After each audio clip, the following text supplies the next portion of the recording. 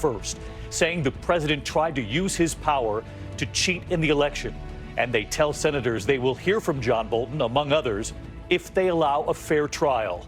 The major winter storm brewing tonight from Texas all the way up to Michigan, then straight into the Northeast. Rob Marciano times it out. The images coming in at this hour, the deadly plane crash bursting into flames, several dead, not far from the airport.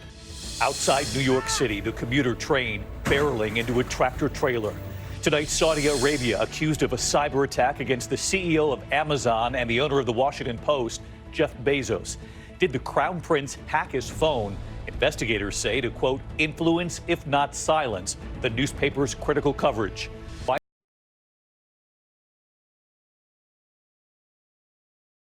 Weinstein's attorneys revealed text messages and emails from some of his accusers. What they say the messages prove. The missing mother who was on vacation in a popular destination, what her family is now saying tonight. And the Super Bowl MVP revealing he's retiring. This is ABC World News Tonight with David Muir. Good evening, and we are back from Washington tonight, and we'll get to the impeachment trial in just a moment. But we begin tonight with the growing concern as the toll from that deadly coronavirus now grows, spreading from Wuhan, China, and tonight that first case here in the U.S., the patient in isolation now being treated by that robot. While in China tonight, the urgent effort to contain the virus. Passengers arriving at the Beijing airport, met by health officials in hazmat suits. Crowds at the entrance to this train station protecting themselves with masks. And in the city of Wuhan, where the outbreak began, patients now in isolation, all trains and planes out of that city halted just tonight. While here in the U.S., 2 more airports now screening some passengers, and that American patient, where was he before he showed up at that hospital? ABC's Kana Whitworth leads us off tonight outside Seattle.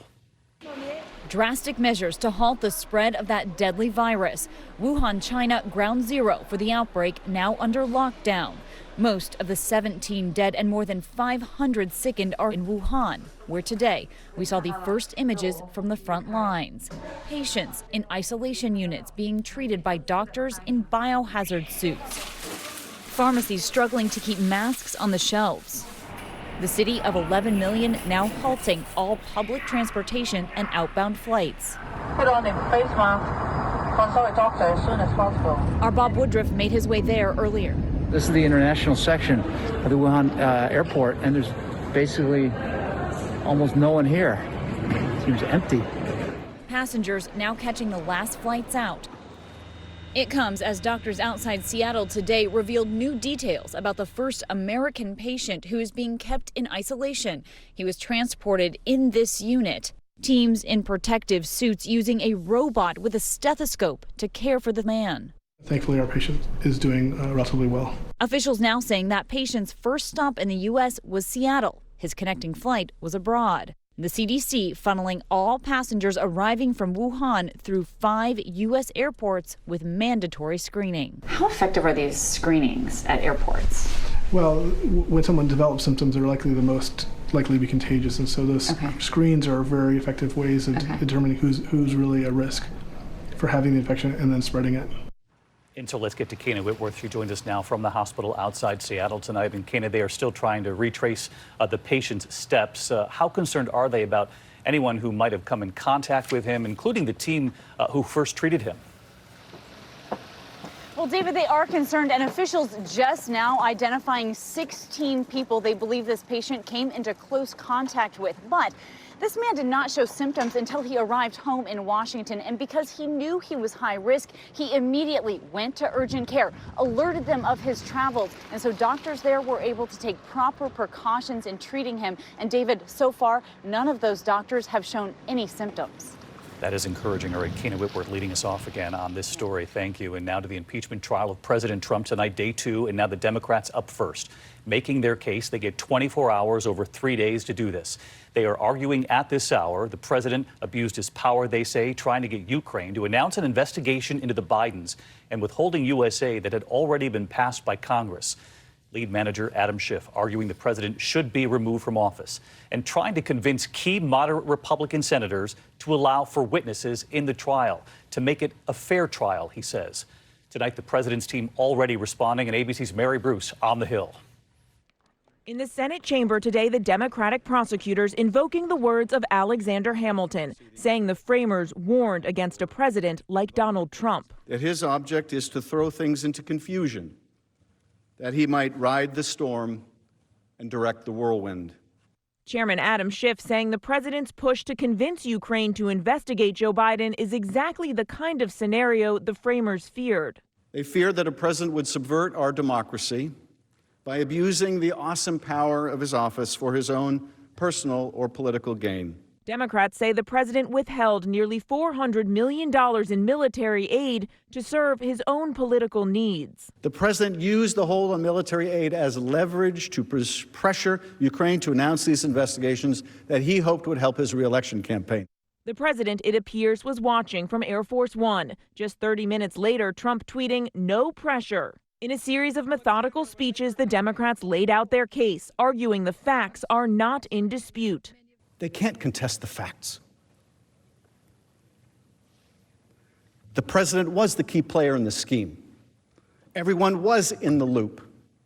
He directed the actions of his team. He personally asked a foreign government to investigate his opponent. Democrats warned the president must be removed from office to protect the 2020 election. The president went to extraordinary lengths to cheat in the next election.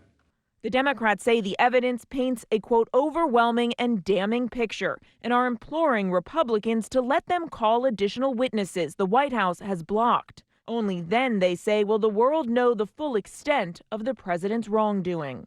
You will hear from witnesses who have not yet testified, like John Bolton and Mick Mulvaney, Mr. Blair and Mr. Duffy. And if you can believe the president's words last month, you will also hear from Secretary Pompeo. You will hear their testimony at the same time as the American people. That is, if you allow it. But that remains an open question tonight. Mary Bruce live at the Capitol, and Mary, as Democrats there try to convince those moderate Republicans to allow for witnesses. The president's defense team already prepared to argue against that, and tonight they're already vowing to challenge the facts already presented today. David, throughout this entire day, the president's team has had to sit silently in the chamber. They say that they are now revising their defense based on what they have heard from the Democrats and, of course, how the president reacts. David? That's right. They have to sit through 3 days of this before they make their case. Mary Bruce, thank you. And President Trump, meanwhile, at the World Economic Forum in Davos, Switzerland, calling an impromptu news conference on all of this, weighing in on the length of the trial, on the idea of witnesses, and some very candid words from the president when it comes to the idea of hearing from John Bolton in the impeachment trial. ABC's Kira Phillips traveling with the president tonight. President Trump returning from Europe tonight after lashing out at the Democrats who put him on trial. They talked about their tremendous case, and it's all done, their tremendous case. They had no case. It's all a hoax. It's a con job. He's charged with abuse of power. His lawyers claim that's not an impeachable offense. But the president, not so sure. Is abuse of power an impeachable offense? Well, it depends. But if you take a look at this, and from what everybody tells me, all I do is I'm honest. Senior White House sources tell ABC News they're planning for a short trial, but the president says he wants a long one. He also claims he wants to hear from witnesses like former National Security Advisor John Bolton, even though he is the one blocking Bolton from testifying. The problem with John is that it's a national security problem. You know, you can't have somebody who's at national security. And if you think about it, John, he knows some of my thoughts. He knows other things. And I don't know if we left on the best of terms. I would say probably not, you know. And so you don't like people testifying when they didn't leave on good terms. The president seemed to relish the idea of crashing the impeachment trial and staring down Democrats himself. So what do you think? Will you show up at your trial any day in any way, shape, and form? So why don't you go? I don't know. I'd sort of love to sit right in the front row and stare at their corrupt faces. Kira Phillips with us live from Switzerland tonight. And Kira, the president was asked today if abuse of power is an impeachable offense. His answer was, it depends. But we know his legal team will argue that it is not. And there were headlines today that his own attorney general has in the past taken a much different view. That's right, David. Before he was Attorney General, Barr issued a confidential memo for the Justice Department and Trump's legal team while special counsel Robert Mueller was conducting his probe, saying that presidents who abuse their power could be subject to penalties, including impeachment. He said that's up to Congress, David. Kira Phillips tonight reporting in. Thank you, Kira. Next, that major storm on the move tonight. 10 states on alert from Texas up through Michigan, then straight into the Northeast. A dangerous commute near Wichita, Kansas. A semi jackknifed in the snow. Snow plows at the airport in Omaha tonight. Sub-freezing wind chills in South Florida. And that very rare image, iguanas falling from the trees. They actually put out an alert overnight. Authorities always quick to point out the iguanas are okay, just stunned. And near Tampa, manatees huddling in the warm water. That's near a power plant tonight. Let's get right to meteorologist Rob Marciano tracking it all. It's moving quickly, Rob.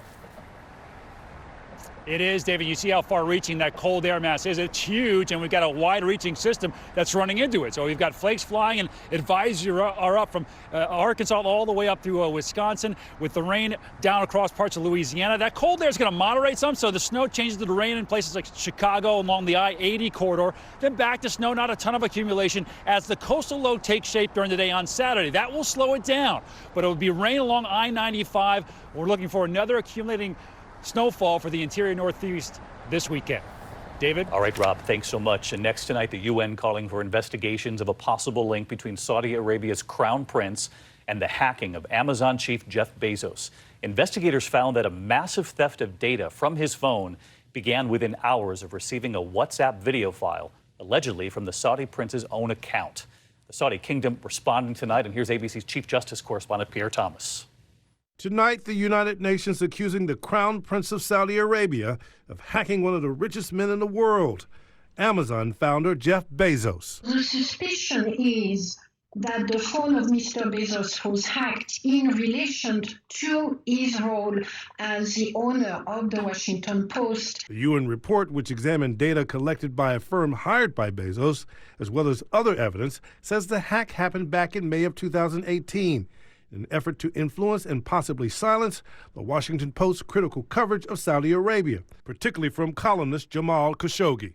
Prince Mohammed bin Salman allegedly sending Bezos a video file on WhatsApp, seen here in this image obtained by Vice News. When opened, the file allegedly allowed hackers to break into Bezos' phone and download massive amounts of data. The Crown Prince allegedly sending Bezos another WhatsApp message with a picture of a woman closely resembling his then-mistress, Lauren Sanchez, months before his salacious affair was revealed to the world. Khashoggi was murdered in October of 2018 inside the Saudi embassy in Istanbul. The Saudi foreign minister tonight dismissing allegations of the country's involvement in the hack. Tonight, a Justice Department official would not comment on the alleged hack other than to say the U.S. will investigate malicious activity, including if it's sponsored by a nation state. The FBI declined to comment, David. All right, Pierre Thomas with us live tonight. Pierre, thank you. President Trump overseas making headlines appearing to downplay the injuries suffered by U.S. service members in the Iranian missile attack on a military base in Iraq. After first reporting no injuries in the January 8th attack, the Pentagon later revealing that 11 service members sustained concussion and traumatic brain injuries. It was just yesterday they reported more troops have been evacuated for evaluation. Today, the president describing the injuries this way. I heard that they had headaches and a couple of other things, but I would say, and I can report, it is not very serious. So you don't consider potential traumatic brain injuries serious? No, I don't consider them very serious injuries relative to other injuries that I've seen. More than 400,000 service members have been diagnosed with traumatic brain injuries since 2000. Kept back here in New York City tonight, chilling opening statements in the trial of Harvey Weinstein. The prosecution saying Weinstein is a sexual predator and a rapist. The defense saying they will reveal, quote, loving text messages and emails from some of his accusers. Here's Whit Johnson. Tonight, a stunning fall for a Hollywood giant. Harvey, do you think you're going to get a fair trial today? Yep. Harvey Weinstein walking into a New York courtroom assisted by his PR rep. Prosecutors calling him a sexual predator and a rapist. More than 80 women alleging misconduct, but this trial will focus on two specific cases, including former Weinstein production assistant Mimi Halei. Prosecutors say Weinstein sexually assaulted her in 2006 and that she eventually gave up struggling and just laid there motionless. I told him no, no, no. but he insisted. But the defense previewed what it